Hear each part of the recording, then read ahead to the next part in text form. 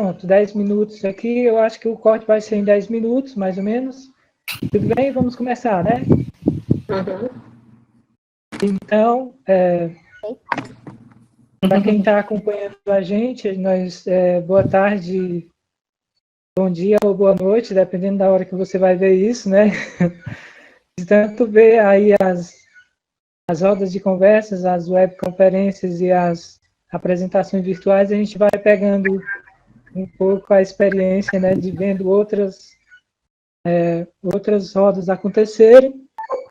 Então, eu queria saudar todo mundo, agradecer a presença de quem está aqui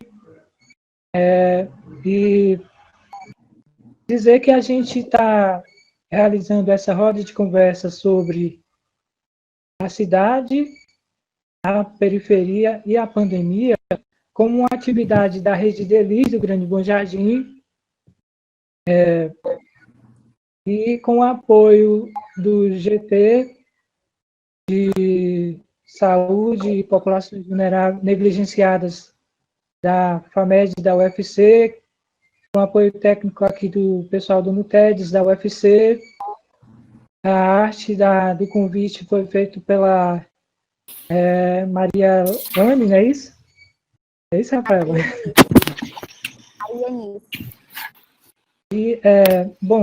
E agradeço aqui, já apresentando aqui a professora Clarissa Freitas, né, que é colaboradora da Rede Delis de longas datas, do CDVHS, do Centro de Defesa da Vida Petit de Souza, e é arquiteta e urbanista, coordenadora do curso de pós-graduação do Departamento de Arquitetura, Urbanismo e Design da UFC. Agradeço à professora socióloga Daniela Nili, do Laboratório de Política, Política, Educação em Cidade. Educação em Cidade, do curso de Sociologia da UFC, e a Rafaela Barros, né, que é estudante de Medicina e é membro do GT Saúde e Populações Vulneráveis. A gente vai ter mais tempo para se apresentar. Eu queria só, a título de introdução, dizer que a gente também contava com a presença com a participação da Silvelânia Souza, que é agente de saúde do posto Argeu Herbert, que é uma unidade básica de saúde aqui do Grande Bom Jardim. Ela tem lidado com essa situação da pandemia enquanto profissional de saúde, né? Tem feito essa mediação entre os moradores e o sistema de atendimento de quem procura atendimento médico. Então, tem um depoimento importante a falar sobre isso e a gente espera que ela consiga se conectar a nós durante o decorrer dessa próxima hora. Então, a título de introdução para aquecimento, para trazer o debate, o tema da cidade, propriamente, começando, colocando em pauta nessa roda de conversa o tema da cidade, eu queria perguntar a vocês como é que a gente pode ler a cidade, como é que a gente pode entender a cidade, como é que a gente pode comparar cidades diferentes, como é que a gente percebe a realidade da cidade de Fortaleza, o que muda, o que altera em relação à realidade da cidade em função da pandemia e em função de outros fatores, né? Que fatores são permanentes, que fatores vão continuar e que fatores podem se transformar a partir dessa experiência que a gente está vivendo. Eu vou facultar aqui a palavra e a gente, em cima dessa reflexão inicial sobre cidade, a gente vai avançando no debate desse tema nessa tarde de hoje. E aí começa a Rafaela. Começar a Clarissa. Eu acho que a Clara ia tirar só uma dúvida, minha gente. Deixa eu te perguntar. Cada convidado vai ter um tempo para fazer a sua exposição e depois a gente dialoga isso? Eu não entendi bem o formato. A gente vai circular. A gente vai falar em cima das redes norteadoras? Sim, a gente pode circular a palavra, né, com um tempo para cada um, mas a gente vai dando os sinais entre nós. Tá bom. Tá bom? Eu acho que é a cara de Clarissa começar. Olha, ela toda concentradinha. É bom que ela sei que ela não queria começar, mas acabou que... A única pessoa que falou que não queria começar. Clarissa, oh meu Deus. Bom, gente, então, como o Rogério é que manda aqui, né? A gente sempre quer alguém que mande. A gente tem que obedecer. É bom, às vezes é melhor obedecer mesmo. O Rogério, então, botar essa pergunta para a gente, eu acho que é legal a gente responder. Eu estou lamentando muito, a Silvelane ainda não está conseguindo aqui se conectar. Eu gostaria muito de ouvir a experiência dela, né? Mais em campo aí nesse cotidiano, depois dessa nova situação tão ruim. Mas a gente, essa cidade, essa pergunta, acho que dá para ser respondida realmente sob a perspectiva de um arquiteto, de uma socióloga e de uma futura médica, né? Isso é muito bacana, a gente entender o que é a cidade para você, considerando aí a sua formação e a área que você trabalha. Acho que do ponto de vista do arquiteto, a cidade, primordialmente para o arquiteto, é uma coisa, né? É um ambiente construído, é um monte de ruas, infraestruturas, praças, parques e casas, prédios, né? Comércio, etc. Então, a gente tenta superar essa noção de que a cidade é objeto, mas porque ela também é produto de um processo, né? De um processo social. Então, ela reflete os problemas da sociedade e ela, ao mesmo tempo que ela reflete, ela também atua sobre esses problemas, né? Seja ajudando a resolver ou seja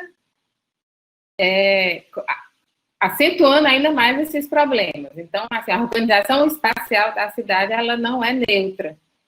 E aí é por isso que a gente tem essa utopia, esses arquitetos mais engajados, assim, socialmente, nos quais eu me enquadro, tem essa utopia de que, através da mudança do ambiente construído, a gente consegue, sim, melhorar a sociedade aí para gerações futuras. Então, estamos num tempo difícil de dizer isso, porque as coisas estão piorando muito. Mas a cidade, para os arquitetos, basicamente, seria isso. Como é que a pandemia muda essa compreensão?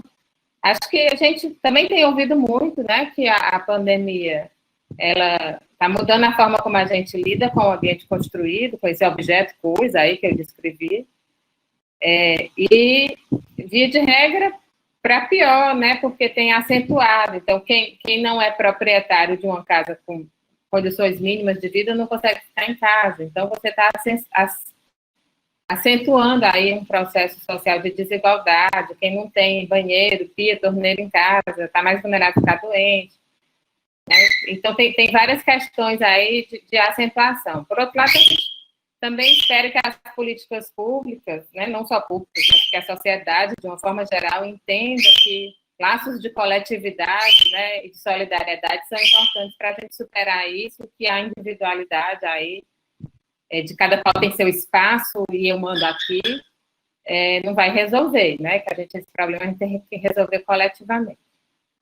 Era isso.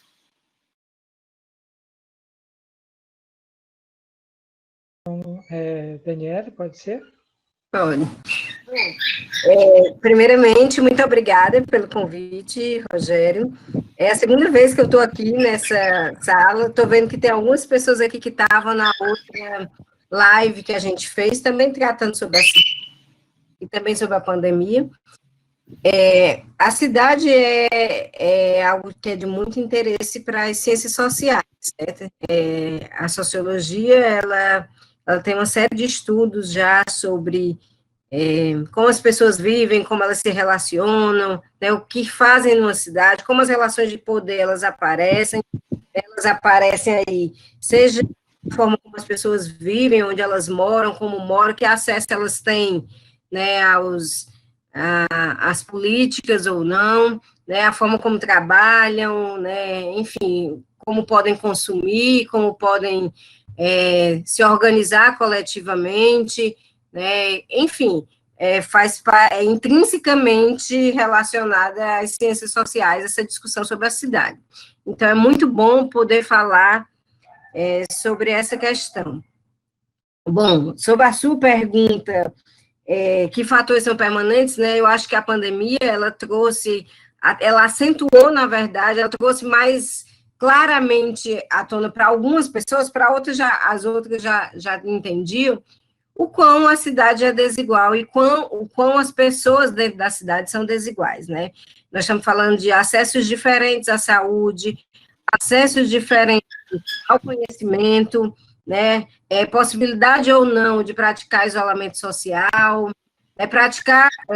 possibilidade ou não de se isolar dentro de casa, né? A gente vai depois falar sobre essa questão das metragens e de como é que são as habitações, mas também trouxe à tona desigualdade de renda, desigualdade de gênero, desigualdade de classe, desigualdade de raça, né? Então, assim, eu acho que ela acentuou e trouxe à tona isso. O que é que a gente vê hoje, né? Uma desigualdade muito maior, inclusive, das mulheres. As mulheres estão levando, né, os trabalhos domésticos muito mais que os maridos, porque isso não se rearranjou, né, nesse momento, né, de 3 meses, 2 meses e meio que a gente está aí em isolamento social, né? A gente viu, e depois eu vou apresentar aqui nos dados, né, de como uma grande parte dessa população de Fortaleza, e também do Ceará, né, no nosso caso, ela não pôde, de fato, praticar o isolamento social pela questão, inclusive, de ter que trabalhar, de não ter sido liberado do trabalho,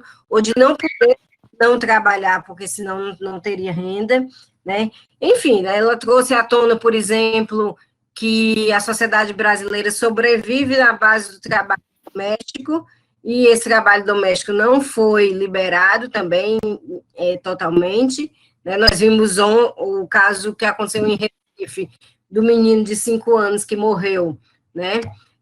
Porque a mãe estava trabalhando como doméstica e ele estava na casa da patroa, né?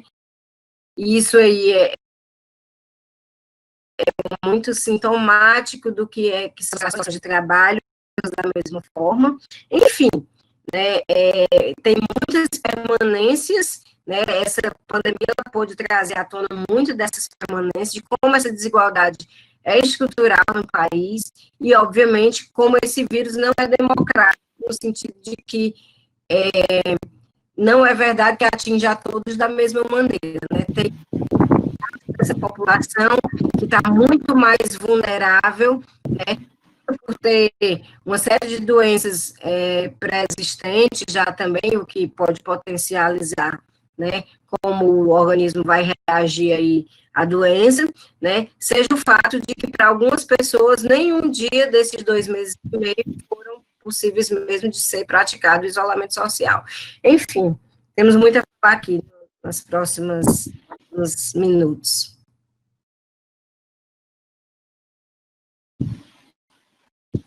Rafaela, medicina também tem um olhar sobre a cidade, como é que o que você poderia colocar nesse...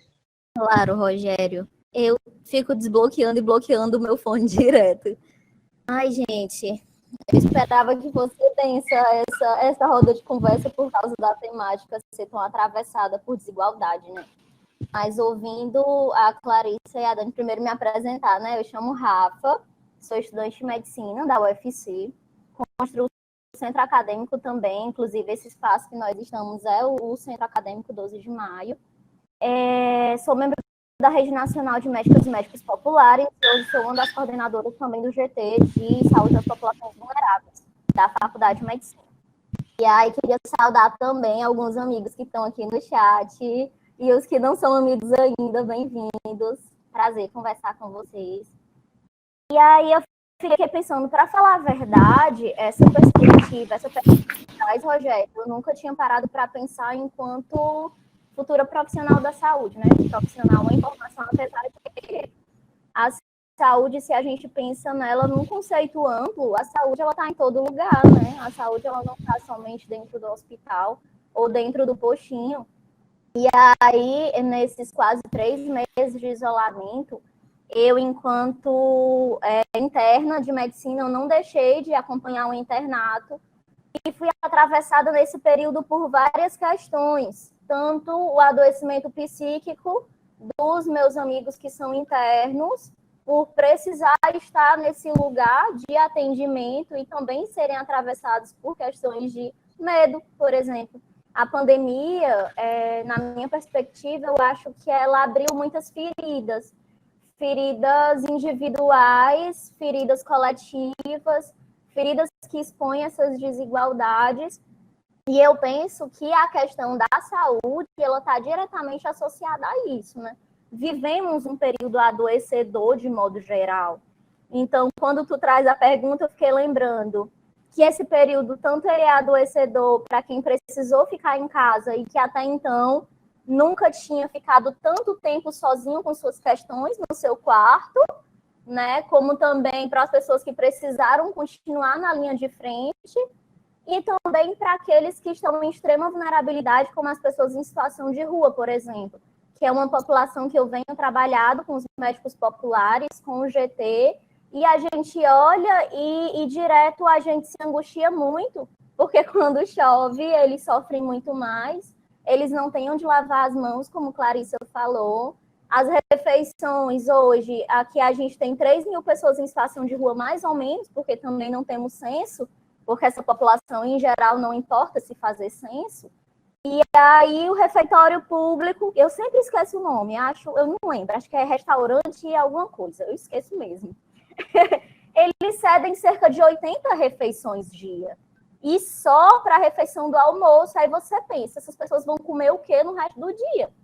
E aí, em um período de pandemia, em que as pessoas vivem de pedir, né, de arrecadar, de trabalhar nos sinais, como que essas pessoas vão arrecadar para as refeições, por exemplo? Então, eu acho que tudo isso é saúde. A saúde não é só você ter a doença, estar ou não com Covid, por exemplo, precisar ou não ser entubado, ou precisar ou não de um acompanhamento, mas todas essas questões que atravessam o conceito de saúde de modo amplo.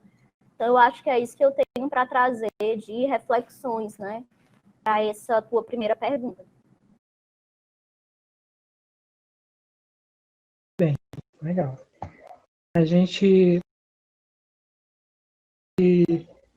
A Dânia Ribeiro, de Parnaíba, do Piauí, Leonardo Ribeiro, Fortaleza, a Silvelânia avisando aqui que está com problema no celular, realmente está com problema de conexão. O Lucas Emerson, que é o geógrafo do grupo, colabora com a gente também, da Rede Elis, da questão ambiental, do Parque Lagoa da Viúva. Micaela Alves, eu acho que é a Micaela, né, Clarissa? Micaela que está fazendo pós-graduação em Salvador, mas está aqui em Fortaleza. André Coelho e a Yara Furtado. As pessoas podem aproveitar e se apresentar aí no chat para a gente saber quem é que está aqui, né, e poder anunciar aqui. Mas, voltando ao tema da cidade, agora já trazendo um pouco a questão da periferia, a cidade, ela não é um bloco unificado, né, vamos dizer assim, ela não é uma realidade unificada, não é uma coisa, como a Clarice falou, uma coisa única, né, no sentido de que ela tem dinâmicas específicas associadas a determinados territórios, tem disputas de poder, inclusive a cidade vai estar em pauta esse ano pela questão das eleições, ela vai, de certa forma, a disputa nas cidades vai direcionar o país rumo à redemocratização, à retomada de uma perspectiva democrática ou um aprofundamento de uma perspectiva autoritária, né, nos próximos meses. E algumas cidades são de grande porte, né, são cidades metropolitanas, outras de pequeno porte, cidades interioranas, cidades... Então, tem uma localização geográfica que influencia na dinâmica das cidades, o tipo de atividades econômicas que as cidades desenvolvem. No caso de Fortaleza, a gente está falando de uma cidade que é perpassada por uma grande quantidade de assentamentos informais precários, né? De quase metade de atividades econômicas também informais.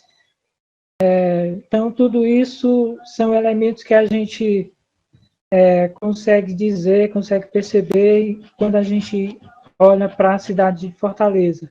Quando a gente fala em periferia, o conceito remete a uma centralidade, né? Eu queria colocar já esse contraste periferia-centro, onde estaria a centralidade na cidade de Fortaleza.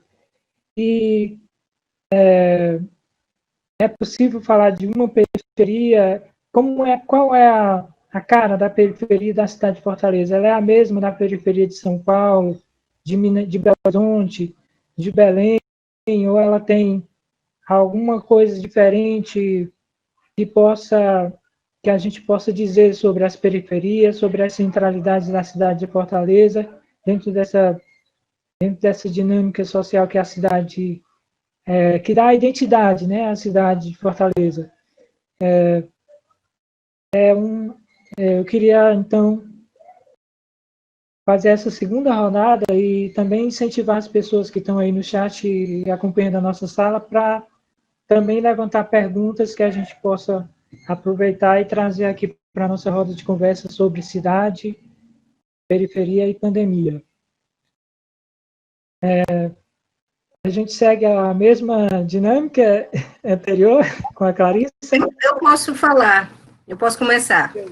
Pronto, vamos lá. Assim, do mesmo jeito que não dá para a gente pensar que há cidades iguais às outras, né? Uma mesma cidade igual a outra, todas guardam suas particularidades, nas periferias também. Então, é até complicado falar em periferia no singular.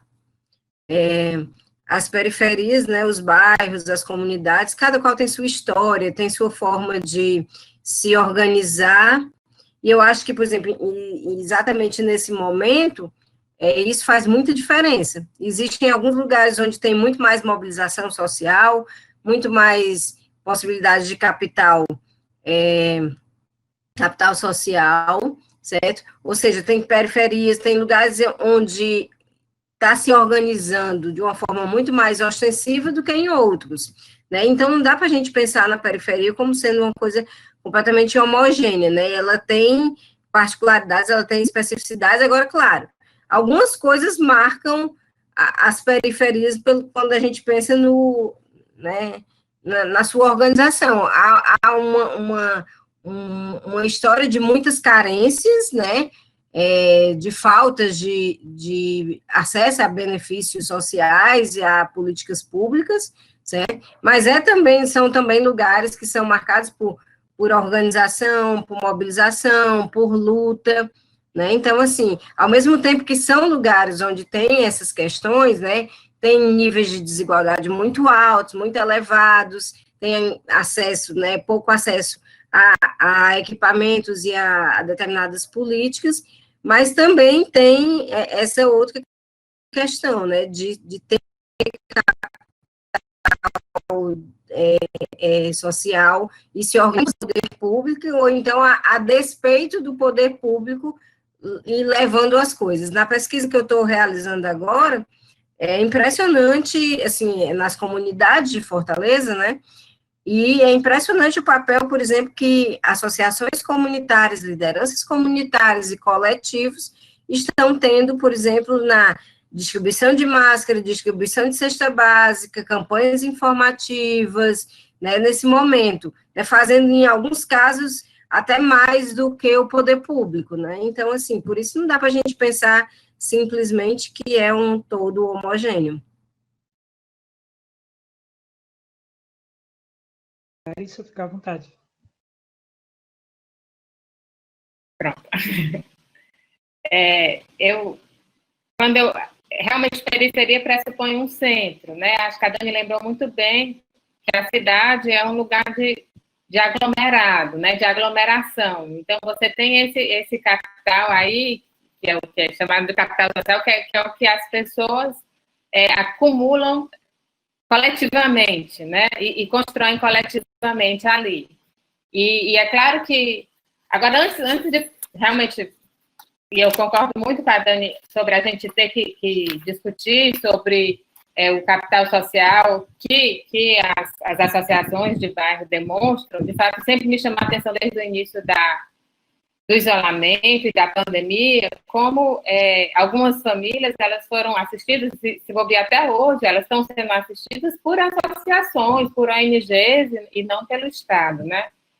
Mas, antes disso, assim, eu queria falar do centro, né? O centro é esse lugar de aglomeração, o centro, muitas vezes, é o lugar que tem os melhores serviços, né, de transporte, de esgotamento sanitário, serviços de saúde, né, acho que no início do período aí da pandemia houveram alguns dados de que a doença iniciou-se realmente por uma área mais central de Fortaleza e depois ela se expande para as periferias e as periferias dão condições da doença se multiplicar muito mais rápido, isso tem a ver com o ambiente construído.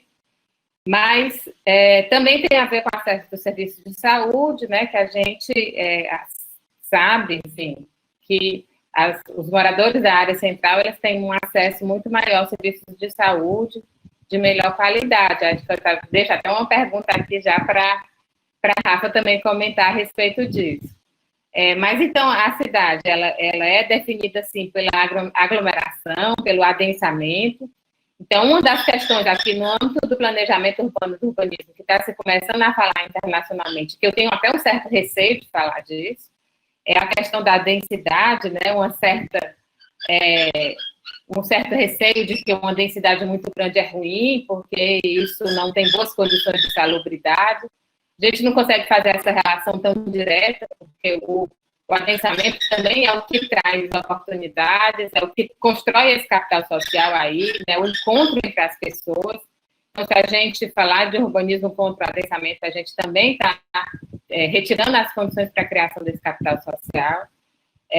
Mas, por outro lado, a gente tem que dar as condições mínimas básicas. Então, por exemplo, Fortaleza não é uma cidade muito adensada, embora seja colocado, tem um dado de que Fortaleza é a cidade mais adensada do país, é só porque não tem zona rural. Não é o município mais adensado, mas é porque é um município sem zona rural. Na prática, na escala ali do bairro e das quadras, nós não temos um adensamento muito grande. Agora, a gente fica muito claro a diferença entre o centro e a periferia quando a gente percebe assim, que uma área central como a do Meireles, a da Beira-Mar, tem indicadores de densidade, às vezes, menores do que o Pirambu, por exemplo. Então, a densidade no Meireles talvez não seja problemática, mas na área ali do Pirambu, ela seja mais problemática porque não tem as condições básicas, né? Não tem infraestrutura, não tem condições de ventilação e etc. Então, acho que eu queria muito colocar nessa questão da dicotomia entre centro e periferia, as condições de habitabilidade, né, as condições de urbanidade básica desses dois espaços, e que a gente tem que lutar para conseguir garantir. E falar assim que as oportunidades, a cidade ela é tanto um lugar maravilhoso como um lugar horrível, né? E elas não são, as oportunidades e os custos da urbanização não são distribuídas igualmente no território e entre os grupos sociais. E a gente precisa, então, pensar um pouco sobre isso. Aí eu queria deixar aqui essa provocação para a Rafa, para ela falar um pouquinho sobre o acesso ao serviço de saúde. A gente no urbanismo, a gente reflete muito sobre o serviço de saneamento, né, ao longo da cidade, como que isso rebate nas condições de saúde. Mas no próprio serviço curativo mesmo, para além da prevenção, né, a própria questão da dimensão curativa da medicina também, como é que isso está sendo distribuído aí na cidade, na tua experiência, Rafa? Só antes, a Rafa também tem vivência com população de rua, né? População em situação de rua, como seria a cidade para essas pessoas, né? Não ter moradia afeta o sentimento de pertença à cidade, ou toda a cidade é a minha casa. Eu não sei, assim, também queria que você comentasse esse aspecto. Bom, eu queria dizer que eu me sinto surpresa nessa roda de conversa. Eu me preparei para um outro modelo, aí de repente eu estou só numa conversa, só entre aspas, tá, gente? Não conversa, mas estou trabalhando um pouquinho do meu improviso teatral aqui, porque eu não estava preparado para as falas. Ai, gente, ouvindo vocês falar, eu vou construindo, né, o que eu poderia falar desse lugar de estudante de medicina, porque eu também não tenho muita experiência. Eu tenho a experiência desse lugar da universidade, né, e tenho uma experiência em comparação aos demais colegas da faculdade, um pouco mais vasta com a população em situação de rua. Porque quando começou a pandemia, a gente começou a fazer esse trabalho enquanto Rede Nacional de Médicas e Médicos Populares e Rede Rua, que é um conjunto de vários coletivos que trabalham em Fortaleza e pensam a população em situação de rua, né? Alimentação, banho, conceito de higiene básica, como lavar as mãos, e assistência básica à saúde, que é isso que a gente tem feito.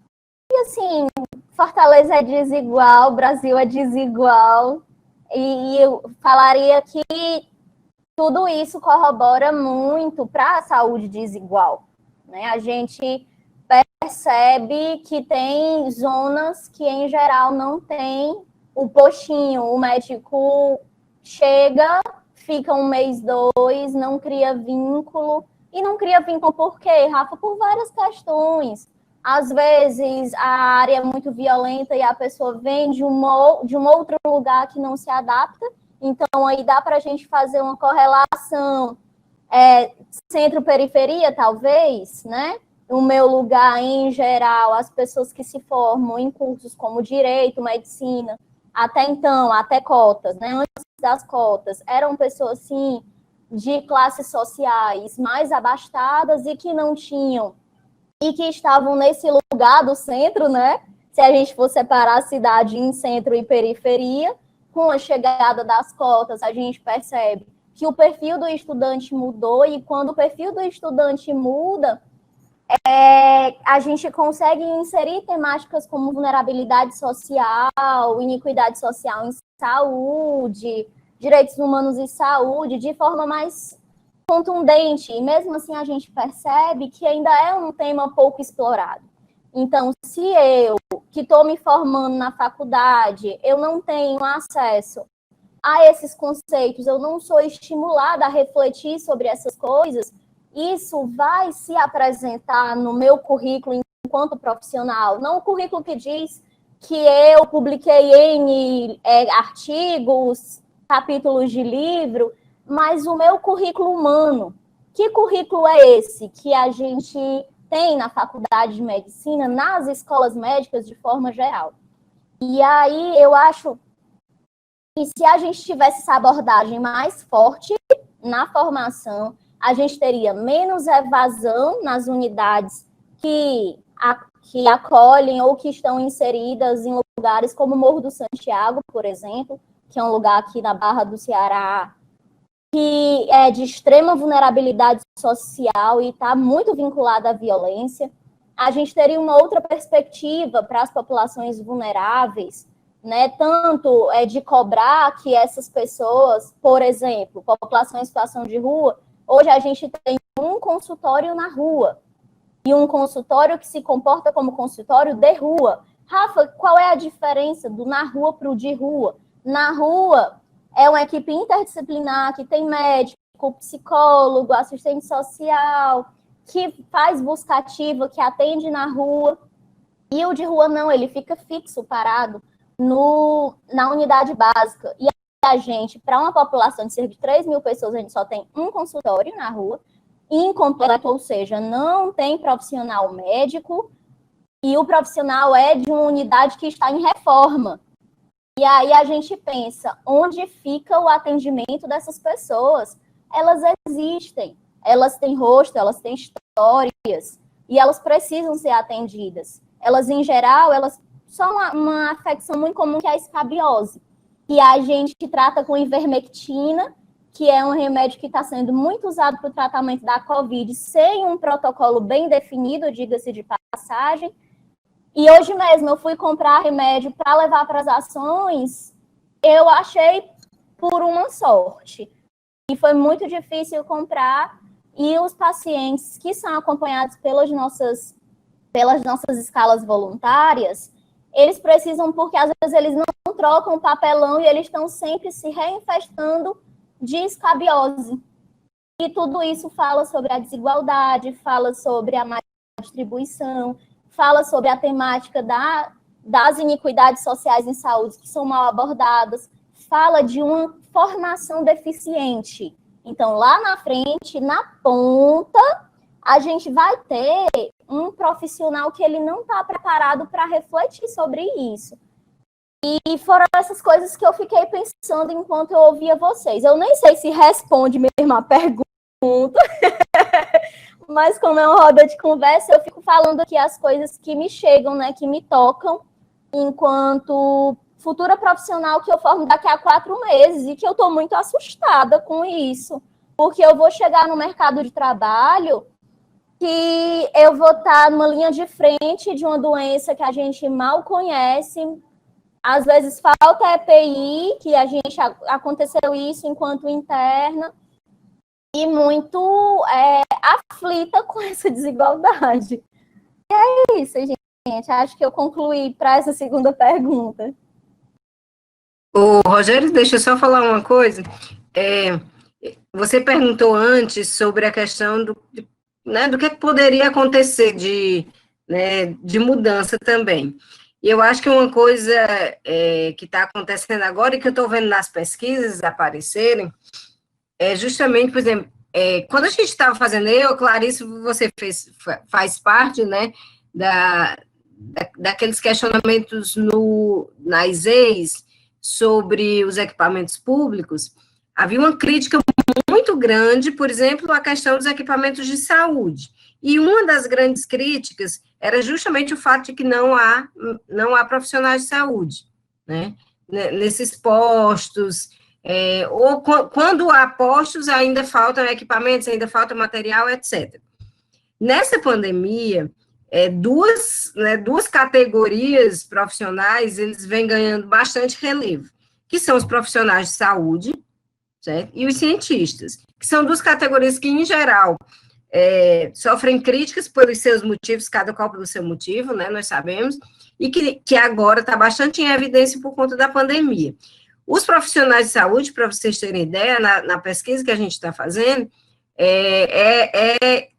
quem mais as pessoas acreditam que podem ser capazes de combater a pandemia, certo? Seguida justamente pelos cientistas, né?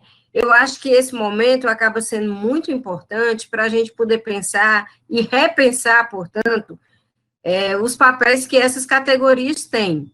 Os profissionais de saúde, por mostrarem no pós-pandemia, por exemplo, que a vida é o que é mais importante, certo? E que, portanto, né, se precisa empreender esforços também do ponto de vista profissional, certo? Para atender justamente os mais vulneráveis, certo? E no caso dos cientistas também, de poderem estar mais próximos dos problemas sociais, poderem divulgar mais as pesquisas, poderem se apresentar da forma que está se apresentando nesse momento. Então, eu acho que se essas categorias repensarem também sua forma de lidar e de agir, eu acho que nós vamos ter um ponto positivo, se é que a gente pode dizer isso, de uma pandemia, né? E aí, eu estou que é uma dos grandes problemas, né, de poder ou não da nossa pandemia aqui no Brasil. Os protocolos de saúde, né, os protocolos que estão sempre aí nas propagandas e tal, sempre se fala dessa questão de lavar as mãos, né? Mas a gente sabe que uma parte da população não tem água para lavar as mãos. Uma outra parte da população não tem álcool, né? O álcool, na verdade, aqui no Brasil, se tornou um artigo caríssimo, né? Ele aumentou, assim, as pessoas aumentaram tremendamente o valor, certo? Desde o início da pandemia. Então, assim, até os protocolos, eles não chegam para as pessoas né? Eles não têm a eficácia que se pretende ter na propaganda, certo? Para moradores de rua, por exemplo, para populações de rua, como falar em lavar as mãos, né? Tem pias, assim suficientes para que eles façam isso, eles têm acesso a álcool, têm acesso a máscaras, né? Enfim, é um tanto de coisa que esses protocolos, eles acabam, de fato, não chegando. Fora que as propagandas também não são elaboradas pensando também em todas essas especificidades para essas populações, para pessoas que têm grau de escolaridade menor, para pessoas que aquele tipo de propaganda não vai fazer efeito porque elas não têm, né, os insumos suficientes aí para poderem se prevenir realmente, certo? Então, é uma situação tão séria que as próprias pessoas, por exemplo, na pesquisa, elas reconhecem, por exemplo, que as populações em situação de rua são extremamente vulneráveis. No nosso questionário tinha essa pergunta, Rafa, e 95% dos que responderam o questionário disseram que achavam, sim, que a população de rua estava mais vulnerável. Então, isso mostra, assim, como, de fato, as pessoas têm essa percepção. É complicado que os governos não tenham, né? Eu queria, justamente, eu acho que é uma questão, vamos dizer assim, estrutural nas cidades que marca também as periferias, é justamente essa da infraestrutura urbana, né, de, por exemplo, acesso a serviços de saneamento básico, né, saneamento ambiental, de rede de esgoto, de água, qualidade da moradia, urbanização no sentido, né, de ter ruas urbanizadas, né, e o acesso aos serviços, né, os serviços públicos, né. Eu acho que só para tentar contribuir também com essa questão que vocês estão comentando, uma coisa que marca também a identidade das periferias é justamente essa ausência dos serviços, das infraestruturas dos serviços públicos de qualidade, né? E aí cria um déficit em relação à oferta de serviços de qualidade, como você estava falando, Daniela, na questão das leis do Bom Jardim, né, que foi identificado, mas acredito que se aplica a outras áreas também, né? Quando você observa a cobertura da rede de esgoto, uma parte da cidade está basicamente contemplada com esse item e uma grande parte da periferia está ausente, né? Não é contemplado com esse item. No Grande Bom Jardim, a cobertura de rede de esgoto chega a 30%, né? Em torno de 30%, né? É um percentual muito baixo e isso também afeta a qualidade da saúde, a qualidade do meio ambiente, a qualidade de vida das pessoas, né? Eu queria dizer o seguinte, queria registrar aqui a presença da Ana Maria, do Caio Feitosa e da Lúcia, que são os três são do CDVHS, né? Tem o pessoal aqui do Arquipet também, da UFC, a Carolina, a Luísa, o Marcos Lima e a Débora. E tem gente também acompanhando a nossa roda de conversa do Canto do Emaú, né? Canto Emaú, João Marcelo, a Vitória de Freitas e a Lara Macedo. A Lúcia, especificamente a Lúcia Albuquerque, que é a coordenadora atual do CDVHS, colocou uma questão que, na verdade, colocou uma série de questões aqui, né, que eu vou tentar resgatar, trazer aqui para a nossa roda de conversa. Inicialmente, ela disse o seguinte, a região do Grande Bom Jardim, os médicos não querem vir, mesmo quando passam em seleção, entram na justiça para não vir dar plantão aqui. Já não tinha médico antes da pandemia e agora está bastante escasso, né? O Marcos Vinícius comenta que tanto a medicina como a arquitetura são elitistas, né? Precisa ser desconstruído esse elitismo que perpassa essas profissões. A Lúcia falou justamente da questão de uma notícia comprovando a falta de saneamento básico como um elemento dificultou para o controle da pandemia, né? E depois comentou que as comunidades, algumas comunidades, as casas são de plástico e papelão, as mensagens não chegam, né? A propaganda não chega, são problemas que não se resolvem por aplicativo, né? Os protocolos a curto prazo têm que alcançar essa população e a médio prazo as políticas de estrutura urbana precisam ser alteradas, né? Concordando com o que a Daniela falou. A Marina Fontinelli, estudante de pós-graduação de arquitetura e urbanismo da UFC, né? Queria que a Rafaela falasse um pouco sobre o desmonte do SUS, né? Sobre o projeto de desconstrução da ampla articulação com a desqualificação da estratégia de saúde da família, com a permissão da atuação da equipe de saúde da família, né, sem ACS, sem agentes comunitários de saúde, com a ausência de financiamento e apoio ao NASF, né. E eu acho que é uma questão que eu queria justamente trazer no terceiro bloco, né, eu já tinha pensado em trazer essa questão da relação do SUS com a pandemia. O que é que ficou evidente, né? Eu acho que não só a Rafaela, mas a gente pode comentar mais, um pouco mais sobre, a gente está entrando agora na nossa meia hora final, né, 40 minutos finais, trazendo mais a pandemia para o centro da roda, né? O que é que ela...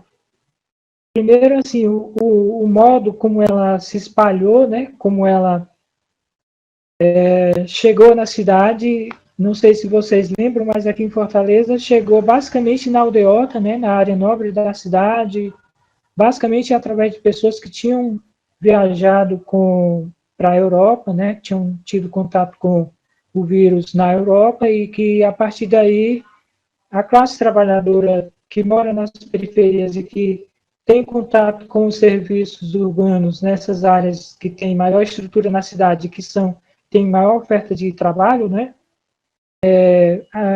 Também foi se contaminando, né? E a gente viu a coisa se espalhando. Depois, os mapas que apontam o caminho de contaminação do vírus na cidade de Fortaleza foi justamente esse, dessa área nobre, né? Aí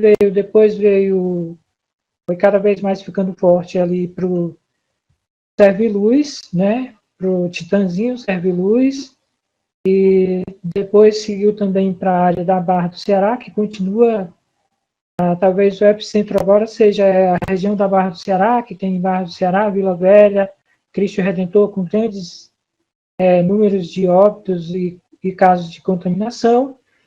E para esse lado mais sudoeste, sul-oeste da cidade, a região do Grande Bom Jardim sempre teve destaque, principalmente pela questão da Grande Lisboa, né, que não tem a dianteira nessa área daqui no número de óbitos altamente elevado, né, está entre os maiores da cidade. Mas também Bom Jardim, Grande Portugal, tem bastante complicação, e um pouco mais recuado, mas com a realidade parecida, o Canidezinho e o Siqueira, né? Um nível um pouco mais baixo do que esses outros. Daqui a pouco eu vou tentar compartilhar aqui os números exatos para a gente comentar, né? Mas a gente... E também aquela região do Mundumbim, Palmeiras, né? E também, ou seja, a gente viu na cidade essa questão do deslocamento das áreas de maior estrutura urbana, de maior condição financeira e índice de desenvolvimento humano para áreas periféricas, precarizadas, com baixo índice de desenvolvimento humano, e que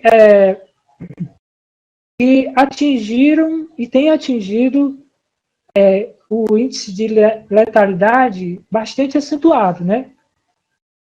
Por exemplo, os bairros daqui do Grande Bom Jardim, os 3 dos bairros já ultrapassou em número de óbitos o que a Aldeota tem, né?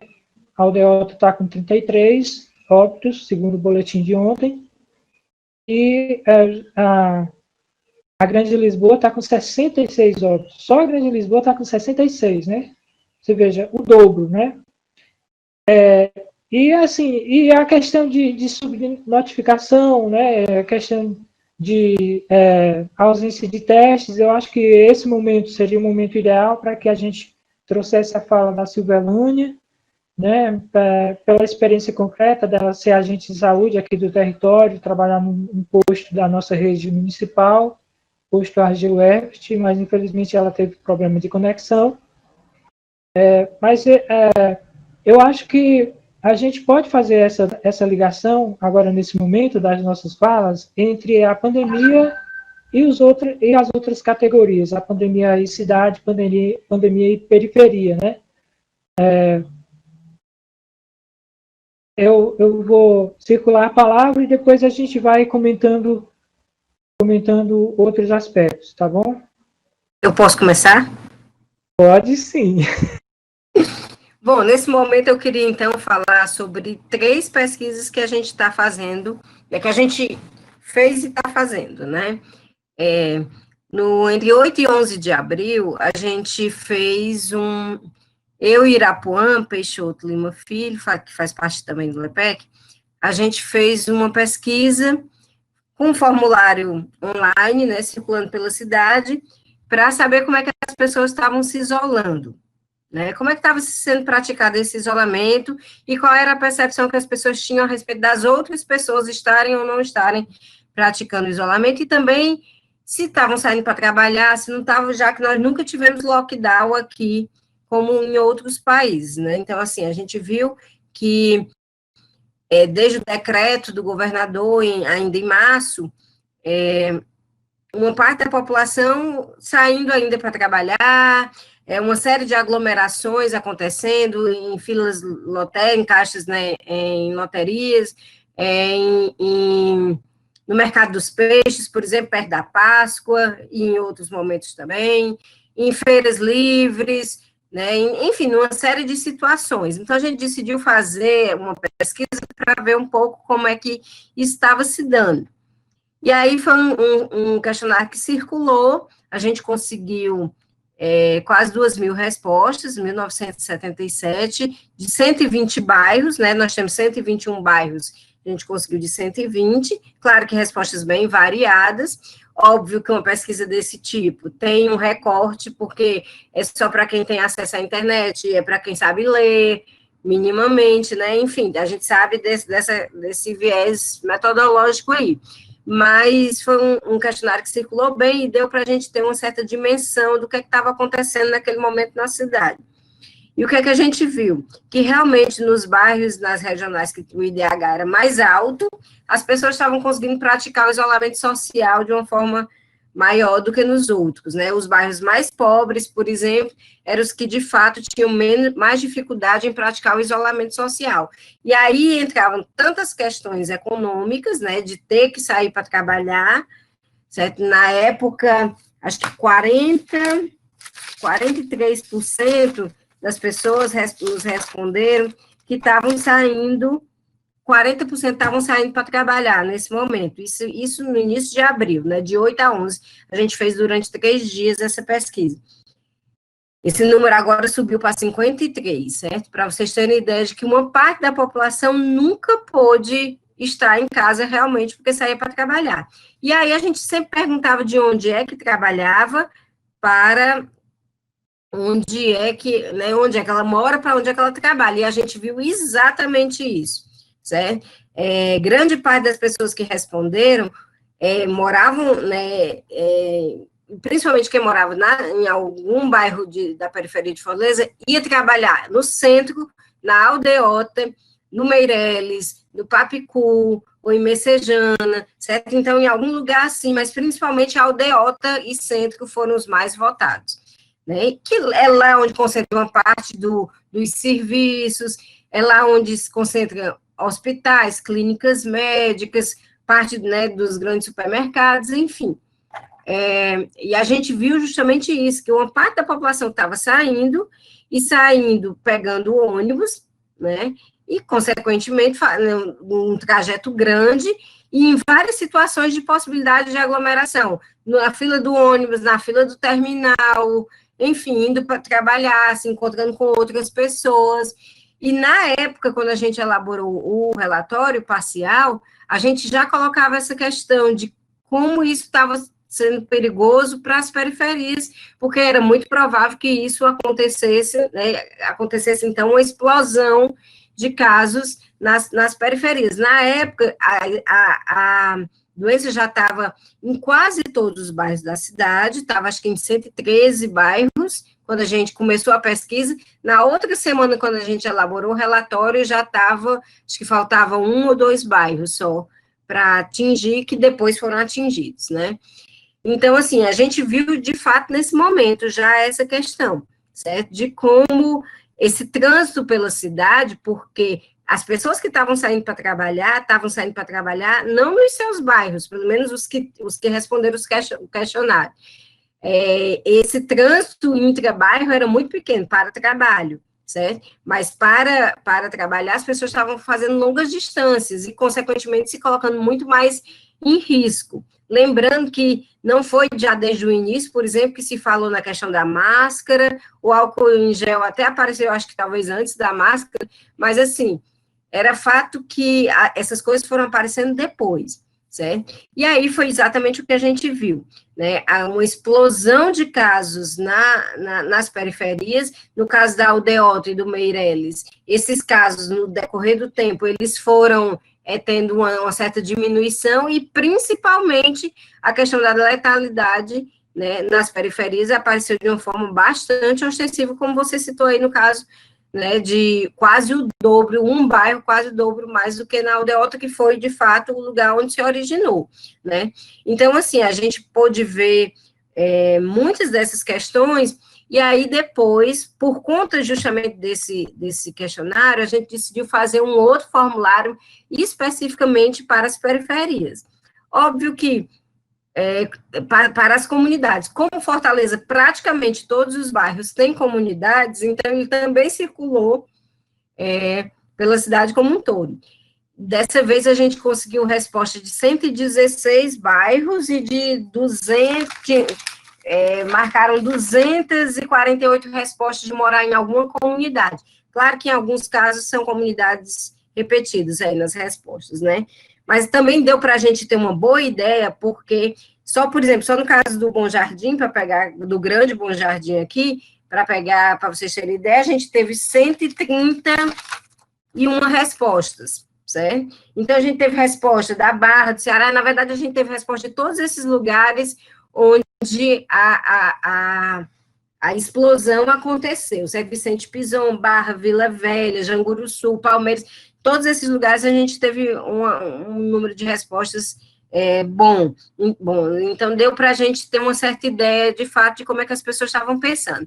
Nesse segundo questionário, que a gente aplicou mais de um mês, e teve 1.161 respostas, a gente queria saber muito, por exemplo, como é que estava sendo recebida essa questão dos protocolos, se as pessoas acreditavam, certo? Se elas estavam praticando isolamento, se trabalhavam, em que trabalhavam. Desde o primeiro questionário, o que é que a gente viu? Que, de fato, aqueles serviços, né, que são os serviços que são executados pelas pessoas mais pobres ou com menos escolaridade, que esses não puderam ter home office, certo? As pessoas era justamente para onde é que elas estavam saindo, para a clínica médica, para trabalhar em supermercado, em mercadinho, certo? Para entregar gás, entregar água, certo? Para ser empregado doméstico, faxineiro, diarista, babá, certo? Para ser vigilante de rua, né? Porteiro de condomínio, ou seja, as classes médias e altas, né, elas continuaram tendo os seus serviços, né, o seu porteiro no condomínio, uma parte da população continuou tendo sua diarista. Numa outra pesquisa que a gente estava fazendo, só para vocês terem ideia, 35,8% dos respondentes disseram que estavam fazendo uso ou de babá, de diarista ou de faxineira ainda nesse momento, ou seja, mais do que um terço, certo, das respostas. E aí, claro, de onde é que vêm essas pessoas?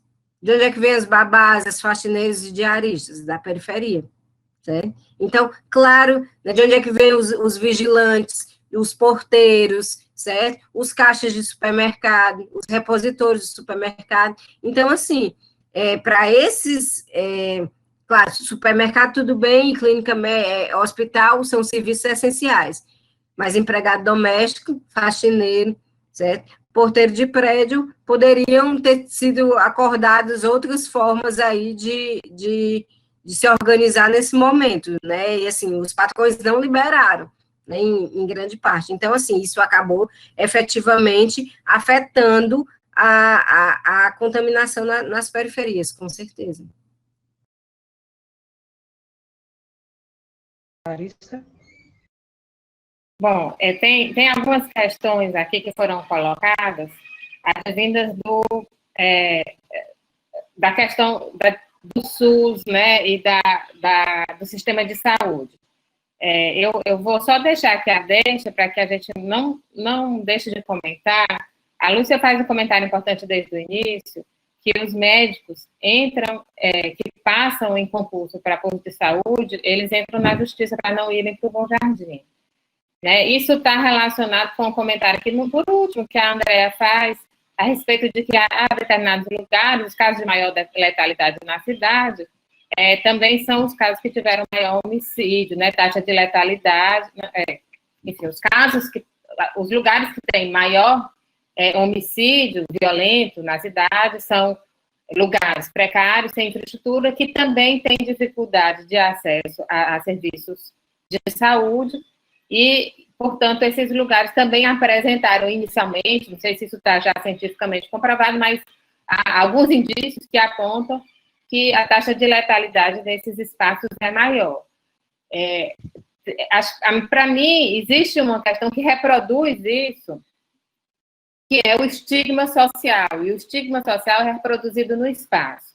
Eu queria compartilhar com vocês aqui algumas experiências assim, que tratam disso, e aí eu prefiro compartilhar mostrando imagens, né, assim, de como o estigma social realmente ele reproduz imagens, e o que a gente tem tentado fazer no grupo, especialmente no grupo do Arquipet, né, que é onde eu tenho feito maior parte das minhas ações de pesquisa e extensão, já há 10 anos, são ações que vão tentar, então, quebrar esse estigma de que esses ambientes que são de urbanização completa, que não tem infraestrutura, que tem dificuldade de serviço, são ambientes ilegais e que não mereceriam, né, os serviços. E aí vale, quando eu estou falando que não mereceriam serviços, vale para os casos, né, os relatos que eu vi de pessoas lá no Bom Jardim, que não conseguiram ser atendidas no posto de saúde porque não tinham endereço, né, aí enfim, alguém do posto, a direção do posto, até a matrícula na escola também, às vezes é negada, porque não sabe exatamente se aquela casa está dentro da área de atendimento do posto. Estou falando também de acesso à rede de água, esgoto, né, e drenagem. Aí eu compartilhei aqui a tela da página da gente, do grupo do Arquipet, onde a gente, à medida do possível, vai tentando documentar as ações que a gente fala. E tem esse último post aqui que a gente tentou compartilhar, que era o caso do Raízes da Praia, que é um terreno assim, que fica dentro de um quarteirão loteado, na beira do mar, em frente à Mareninha, na Praia do Futuro, um espaço super privilegiado na cidade, que ficou aí desocupado por 40 anos, desde que esse loteamento foi aprovado, e que um grupo de famílias que estavam precisando de moradia ocupou coletivamente, sofreu uma série de ameaças, conseguiram ficar, estão há 10 anos nesse lugar, já há ações na Defensoria Pública de uso capião, a Habitafor já comprou parte do terreno, a parte do terreno que estava sendo litigada, já comprou para destinar para fins de interesse social. Isso não foi feito, mas o que eu queria ressaltar, fazendo a história curta, é que nesse lugar, para eles permanecerem lá, como é um lugar que está muito visado, né, bem central, está no centro físico, né, mas tem características de periferia, a essas casas foi negado o serviço de água e de esgoto e de drenagem, que passa na porta, né, passa nas ruas, porque eles seriam ilegais. E até as normativas urbanas proíbem casas do tamanho das casas que ele tem. Então, eles são 84 famílias, ocupam 8 lotes, e só para ter essa densidade só poderia, dentro das normativas urbanas, acontecer se fosse em prédio, né, verticalizar, e a verticalização ela é inviável financeiramente para essa população.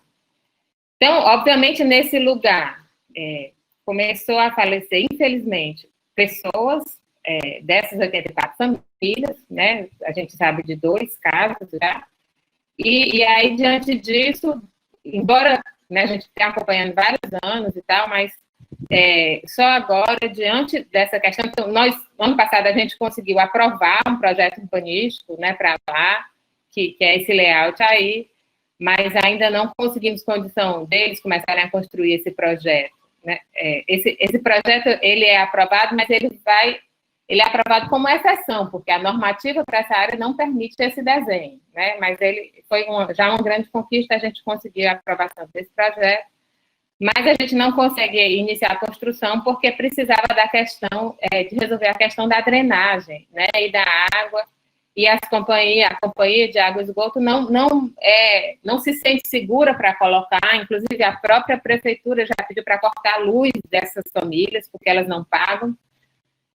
E aí, mas diante do contexto de pandemia, e diante desses 2 casos de óbito, logo no início, a prefeitura, e diante da ação, né, dos moradores, que eles mesmos construíram uma solução de drenagem aí, recentemente, eles conseguiram conquistar um chafariz, né? E aqui é a construção do chafariz na situação de pandemia. Então, eles passaram 10 anos sendo negados infraestrutura porque eles eram ilegais, né? E aí, ano passado, a gente conseguiu a aprovação, né, do desenho, muito próximo a um desenho de casas que eles têm.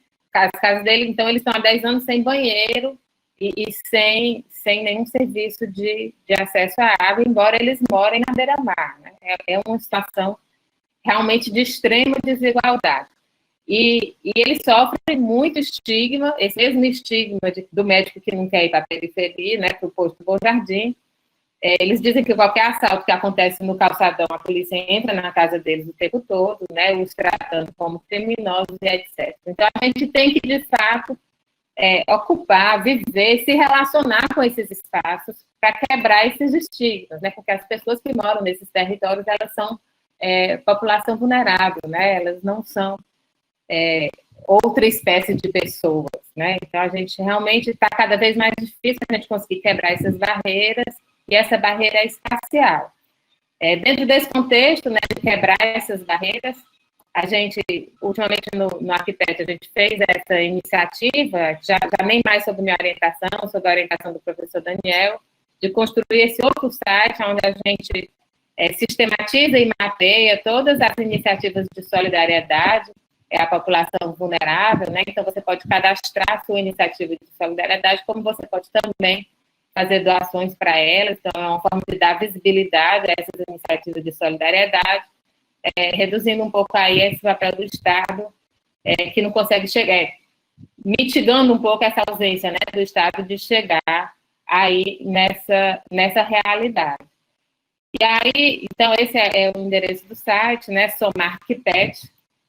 E, por último, o trabalho que eu achei que seria relevante aqui para esse diálogo, é o trabalho de levantamento arquitetônico, a gente conseguiu levantar 13 casas lá dentro do território das ex do Bom Jardim, que é a periferia da periferia, né, é o espaço mais vulnerável do Grande Bom Jardim. A gente identificou 13 casas 13 moradores que nos deixaram entrar e fazer o levantamento, E o que a gente viu, então, quando eu digo que o espaço ele reproduz desigualdades, né? O que a gente viu é que casas grandes, como essa casa aqui, que eu coloquei a planta baixa, ela tem uma testada de 7 metros, facilmente você poderia fazer com que todos os cômodos tivessem uma janela, mas por falta de orientação de arquitetura, você tem cômodos aqui sem janela, sem condição de ventilação, e isso é um grande característica ambiental para a propagação do vírus. Né? Então, a própria orientação assim, do serviço do arquiteto é uma coisa importante.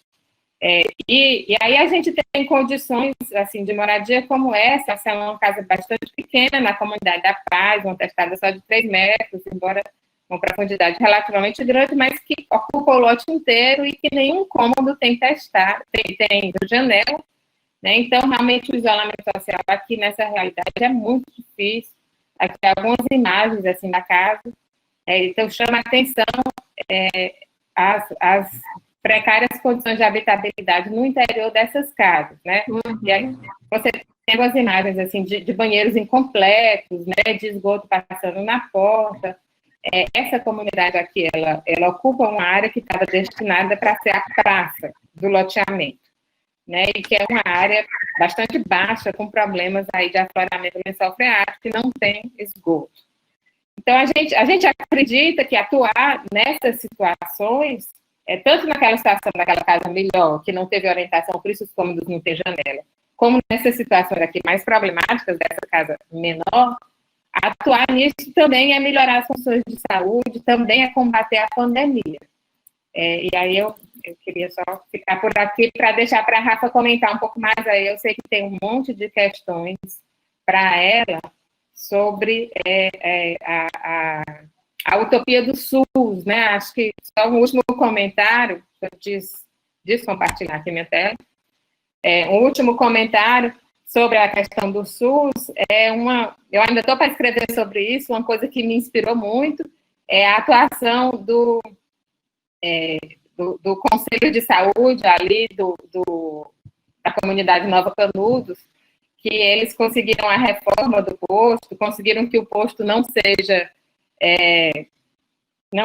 o posto estava previsto para ser demolido, né? Eles combateram a demolição do posto e conseguiram uma reforma, e conseguiram, inclusive, que parte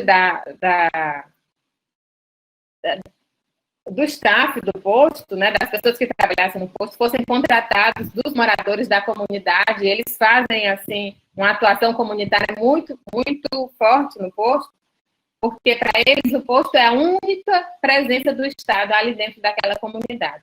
E claramente o que eles me comentaram nas entrevistas era isso, era que os médicos não queriam ir para lá porque os médicos, os enfermeiros e todos os profissionais não estavam querendo ir para lá porque eles estavam se sentindo seguros, achavam que a população não era educada o suficiente para fazer as suas orientações. Né? Então, eu queria conduzir a conversa nesse sentido como é que a gente faz para responder os estigmas sociais aí das políticas públicas diversas. Eita, gente, muitas questões, né? Enquanto vocês falavam, eu fiquei pensando dos muros subjetivos. A cidade, ela é repleta de muros subjetivos, inclusive a faculdade. A Faculdade de Medicina, ela está inserida no Porangabuçu, que tem uma comunidade logo vizinha aqui, pertinho da Lagoa do Porangabuçu. E nós, estudantes, dá mais ou menos 6 horas, quando a aula demora a terminar, a gente fica apavorado. Porque que é muito inseguro. Mais ou menos, eu não tenho muita noção de distância, mas teve uma época que todos os dias, quando a gente ia para o refeitório universitário, um dos colegas era assaltado. E é claro que o Estado ele traz a resposta de que a gente precisa militarizar, a gente precisa colocar a polícia dentro do campus ou então no entorno, porque isso traz segurança. Mas aí a gente fica refletindo, por quê, né? Por que há tantos muros subjetivos na cidade?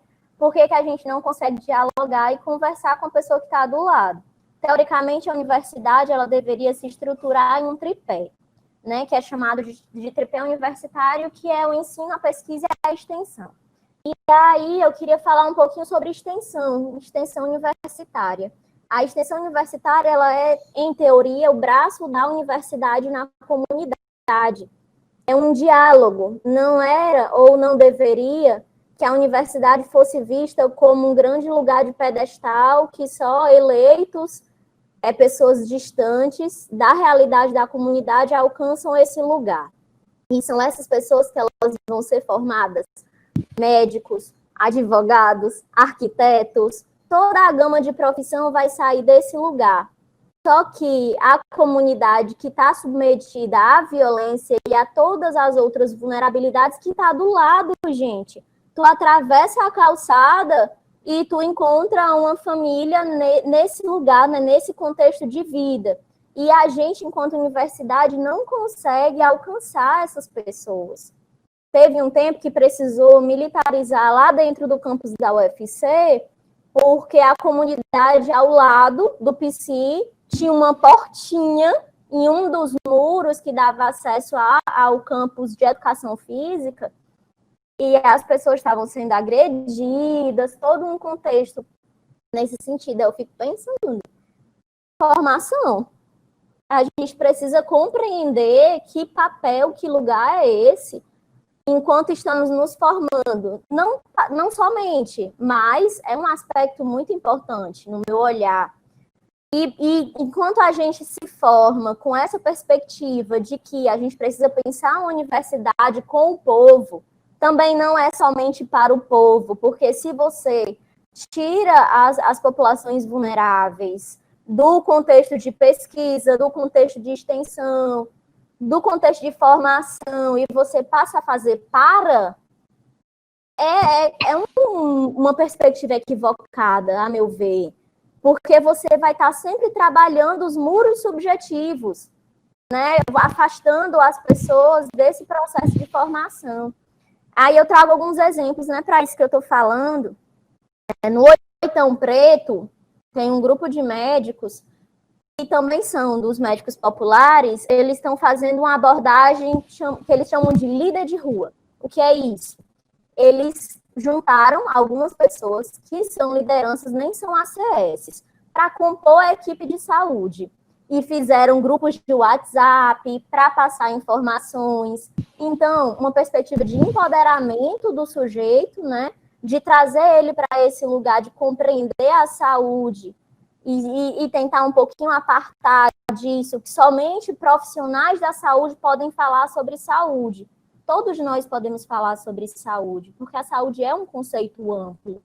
E aí, lá eles têm trabalhado com um líder de saúde, responsável por 50 pessoas da comunidade. Esse líder de saúde dialoga com o agente comunitário de saúde, que dialoga com o médico do posto. Então, está todo mundo em rede. E aí, Marina traz muito a questão da utopia do SUS, né, Marina?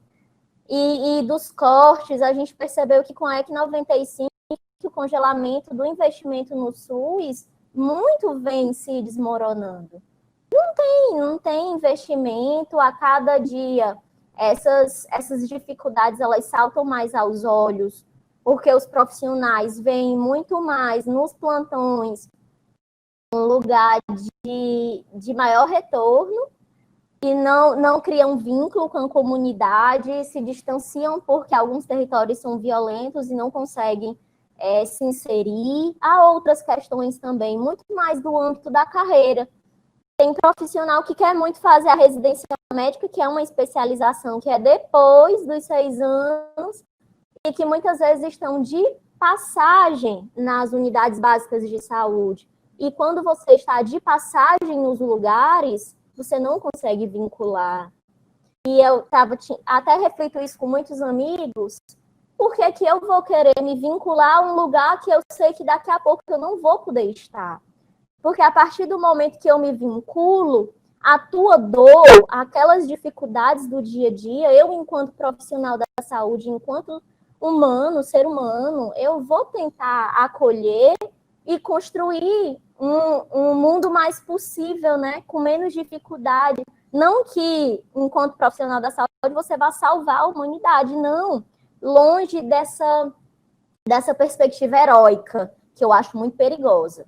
Né? Profissionais da saúde não são heróis, são profissionais. É uma classe trabalhadora também, e é uma classe que precisa ter seus direitos, precisa compreender relação de capital com saúde, por exemplo, e como isso afeta o fazer médico, a percepção do nosso usuário sobre isso também. E aí eu fiquei... Foram essas coisas que eu fui atravessada. Eu queria ouvir a Marina. Se possível, Marina, tu abrir teu microfone para tu falar um pouquinho. Acho que você trouxe questões bem relevantes que eu gostaria de dialogar mesmo contigo, porque senão eu fico só falando, e aí eu acho que eu não consigo contemplar a resposta. Pode ser, Rogério? Se ela conseguir participar, seria ótimo.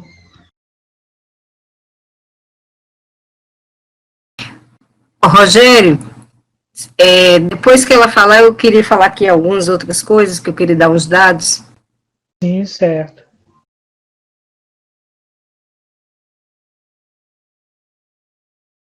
Aí tem só, enquanto a Marina fala, assim que ela falar, eu me calo. Ela traz aqui a questão do NAS, e deixa eu ver se eu acho. Eu perdi de novo a conversa dela. Cadê? Indo.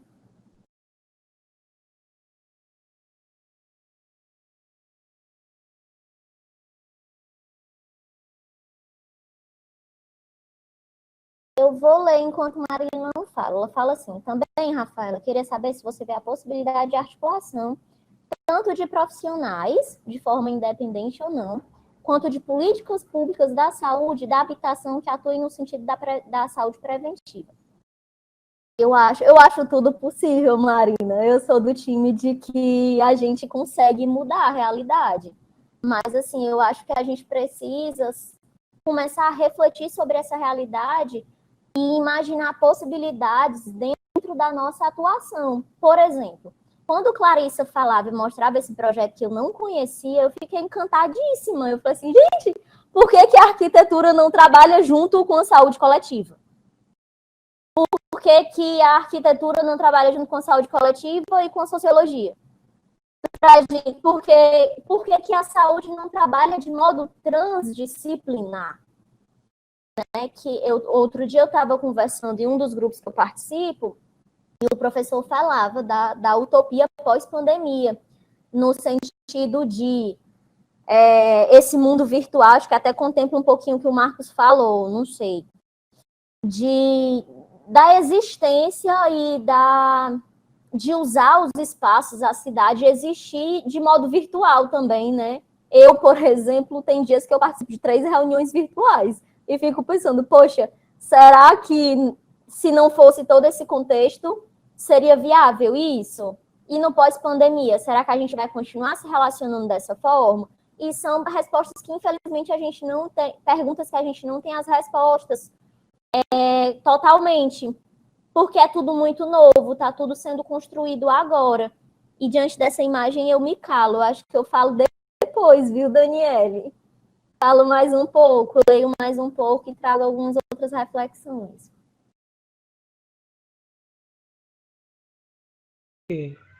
Daniela, vai. Pronto. Eu queria dizer, por exemplo, nessa pesquisa que a gente está fazendo nas comunidades, uma coisa que ficou bastante evidente foi a descrença, assim, eu falei da crença, né, nos profissionais de saúde e nos cientistas, que são os dois principais, né, grupos que as pessoas acreditam, mas ficou bastante evidente também uma descrença no poder público. Por exemplo, quanto menor renda e menor escolaridade, menos se confia no governador, no prefeito e no presidente. O presidente, detalhe, o presidente ninguém confia, certo? Só 3% dos respondentes confiam que o presidente é capaz de combater a pandemia. Não que ele não tenha dado motivos, né, para essa desconfiança, claro que ele deu. Mas, assim, algo que nos chamou muita atenção foi o fato de que quanto maior a escolaridade e a renda, mais se acredita no prefeito e no governador, por exemplo. Mas quem não tem renda e tem pouca escolaridade, essa crença cai sensivelmente. E aí a gente colocou uma opção no questionário que foi só confio em Deus. Era uma questão de múltipla escolha, certo? E o que é que a gente percebeu? Quanto menor renda e menor escolaridade, mais as pessoas confiam em Deus e em lideranças religiosas. E menos confiam, por exemplo, no poder público, certo? Então, isso para a gente chamou, de fato, muita nossa atenção, certo? De como essa questão da confiança, que é um dos elementos também muito importantes para a questão do isolamento social. Nos países em que as pessoas mais confiavam nos seus líderes, e claro, os líderes tinham um discurso mais alinhados, inclusive, né, que é um dos nossos grandes problemas, nós temos um presidente que fala contra o isolamento social e continua falando até hoje, né, e no nosso caso aqui, um prefeito e o governador falando sobre o isolamento social e agora, né, de uma certa forma, já começando a liberar mesmo para os setores irem voltando. Mas essa questão dos discursos discrepantes, por exemplo, também foram super complicados para a gente e estão sendo.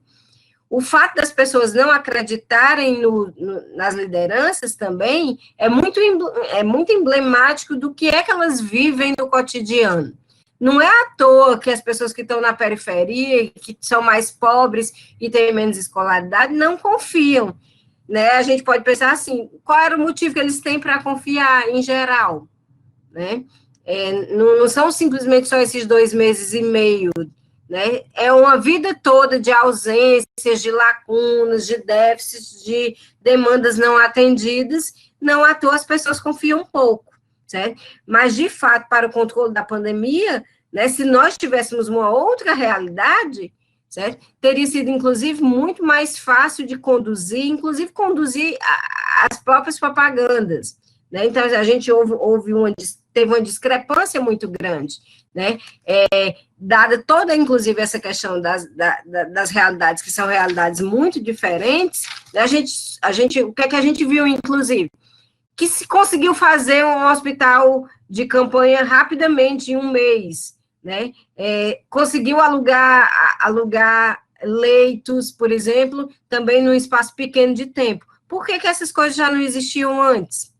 Né? É uma questão que a gente precisa pensar, e que fica muito claro, muito evidente aí para os desafios futuros. É claro que a estrutura vai ter que mudar. É claro que essa questão que a Clarissa colocou precisa mudar.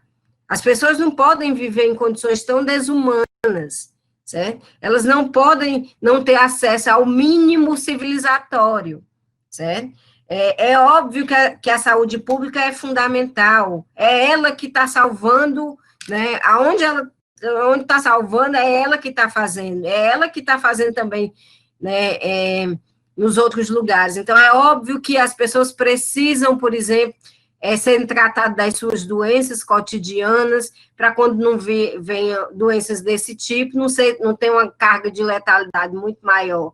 É óbvio que as pessoas precisam comer bem, é óbvio que as pessoas precisam, num momento como esse, por exemplo, de ter um pacto social para que elas sejam preservadas. Né? Então, assim, quantas empregadas domésticas, por exemplo, tiveram que se colocar em risco cotidianamente, porque teriam seus empregos retirados? Quantos trabalhadores não tiveram essa oportunidade? Então, claro que nós precisamos de um pacto civilizatório diferente, que não é esse que a gente tem. É claro que o mercado não pode conduzir as coisas, né? Então, assim, eu acho que muitas lições ficaram para a gente. Como também, por exemplo, é claro que os governos tinham que conversar com as comunidades, inclusive para poder potencializar o que elas já têm de bom. Claro que essas experiências todas aí que a Rafaela colocou e que a gente já conhece alguns casos também, né? Se o poder público tivesse conversado com as comunidades, eles, inclusive, teriam muito mais chances de saber onde é que as coisas estão acontecendo, porque é lá onde as pessoas moram.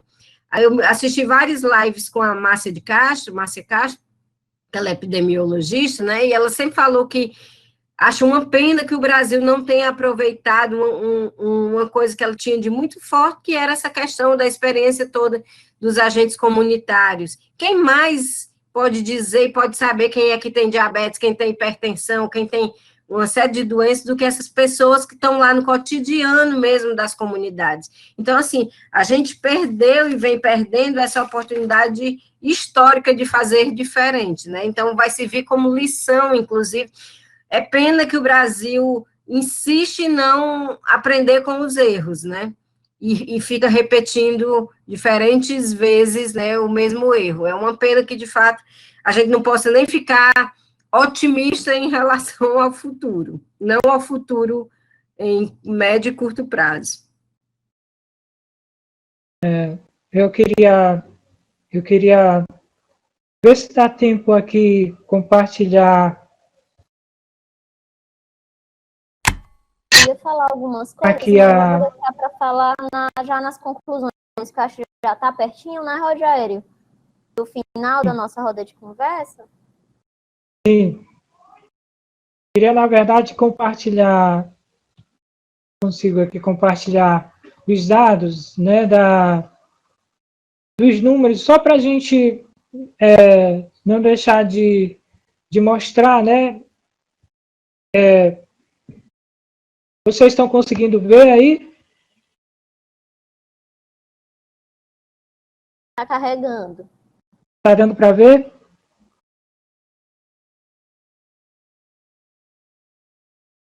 Está dando para ver aí?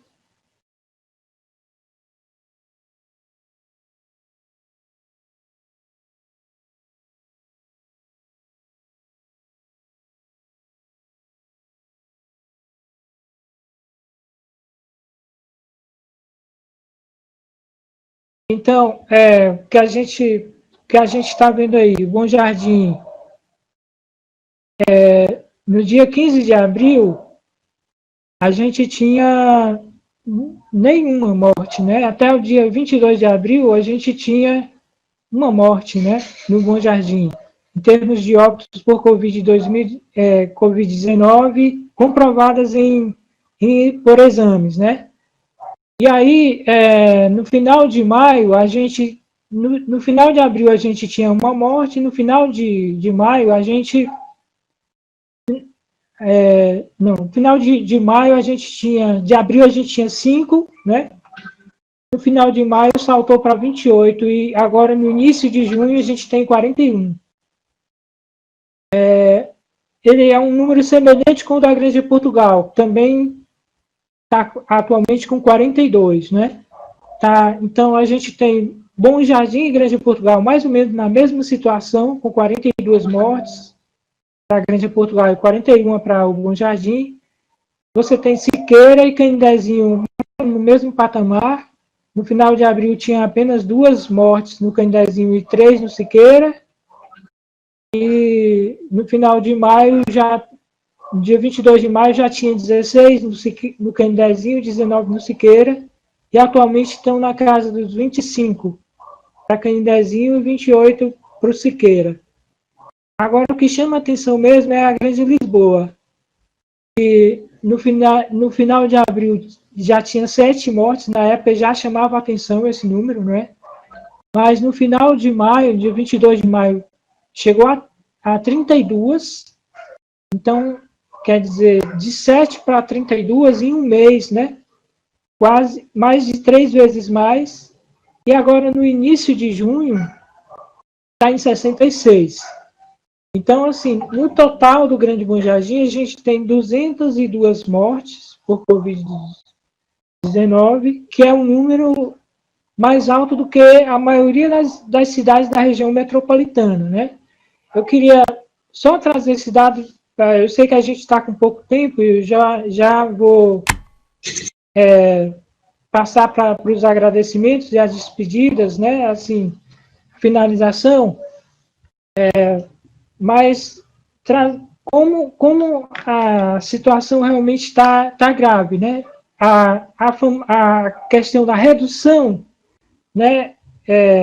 que a prefeitura já está apontando que é preciso pensar na abertura, porque a redução está acontecendo, né? Mas para esses números que chegaram para nós na periferia, não está ainda reduzindo, entende? Pode estar reduzindo, mas para a periferia essa redução ainda não aconteceu, não se refletiu nos boletins que apontam a quantidade de mortos, como a gente acabou de ver. Então, é uma questão para a gente acompanhar nos próximos dias, questão de semana faz diferença, né?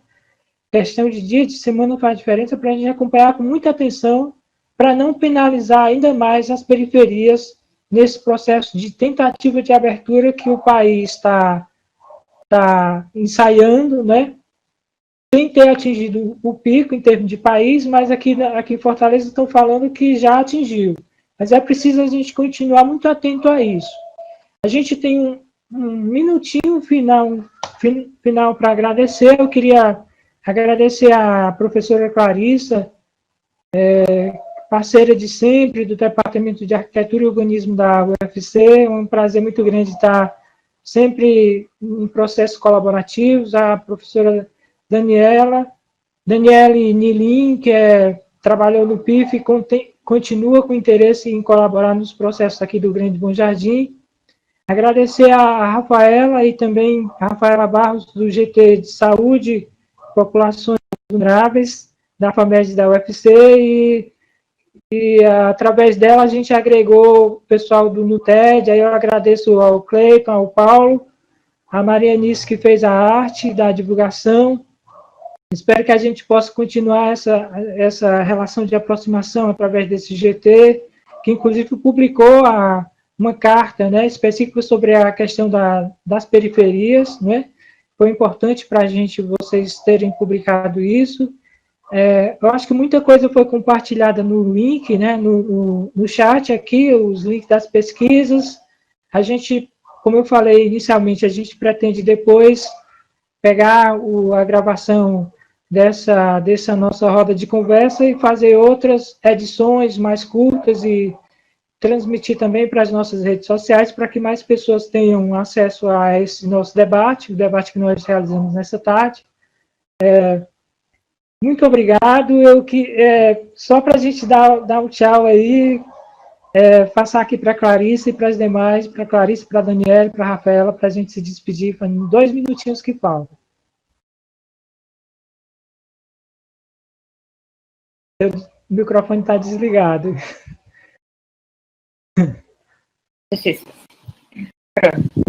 Queria só agradecer demais o convite e a participação de estar aqui. Acho que foi ótimo ter a Dani aqui em conjunto com a gente, estamos agregando aqui mais gente ao grupo. E é um prazer enorme conhecer você, Rafaela. Estamos abertos aqui a colaborações.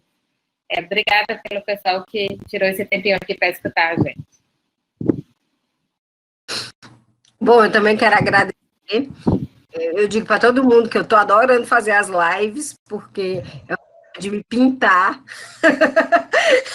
desses e-mails. É a única oportunidade. E é muito bom poder ouvir. Eu acho que essa questão da pandemia trouxe essa realidade mesmo, de quanto a gente precisa ter acesso, né, a outros conhecimentos, a conversar com outras áreas, né, e isso é fundamental, de fato. E eu me disponho sempre a participar. Muito obrigada, e obrigada a todo mundo que está aqui assistindo. Primeiro, eu queria dizer que para mim é uma honra estar aqui dividindo a fala com mulheres. Eu acho que é importante a gente dizer isso, que eram 4 mulheres em uma mesa, então a gente está chegando. Né? É possível, esse mundo é possível, onde as minorias elas falam, onde as minorias elas existem, onde tem água encanada, onde tem saneamento para todo mundo, onde todo mundo pode ter o que comer, onde existem pesquisas para doenças negligenciadas, onde as pessoas em situação de rua elas podem ter possibilidade de abrigamento adequado, digno humanamente. Eu acho que é possível que a EC 95 ela seja derrubada, é possível que não haja congelamento em educação, saúde, e que a gente pense uma moradia, pense uma habitação para minorias, que não são minorias, sim, são maiorias. né, e que as minorias são quase o país inteiro. E falo, não acho que consegui responder, Marina, mas eu digo para tu, Marina, que o sonho é a gente que disse é possível. A gente não pode cair no erro de dizer que o que a gente acredita enquanto justiça social é uma utopia, algo distante, que a gente não consiga. Você vê o que comunidades organizadas elas conseguem fazer, elas conseguem mostrar que elas existem. E que eu acho, aí para concluir minha fala, eu digo que a saída é coletiva e é transdisciplinar. Obrigada, Rogério, pelo convite. Eu até pintei minhas unhas para encontrar vocês. Um abraço em todo mundo, aos que eu conheço, aos que eu não conheço, e é isso. Eu acho que a marca da periferia também é essa solidariedade que está acontecendo através das diversas campanhas, né? Eu acho que essa foto que a Clarissa trouxe aqui expressa um pouco isso, esse esforço das lideranças locais de enfrentar esse desafio tão grande, né? Com tanta esperança. A foto mostra o seu Dedé, que é uma liderança histórica de Nova Canudos, em frente ao posto a que a própria Clarissa fez referência antes, né?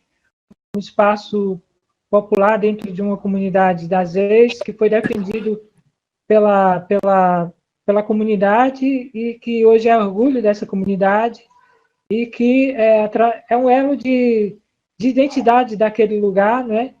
E aquela faixa foi fixada no muro do posto, né? Com uma mensagem otimista para a comunidade, dizendo assim, olha, daqui a algum tempo a gente vai dizer, foi difícil, mas conseguimos, né?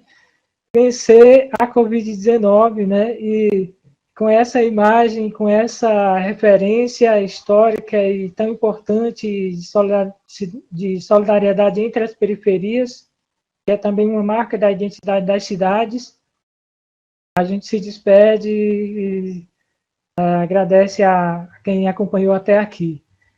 Obrigadão, gente. Tchau, tchau.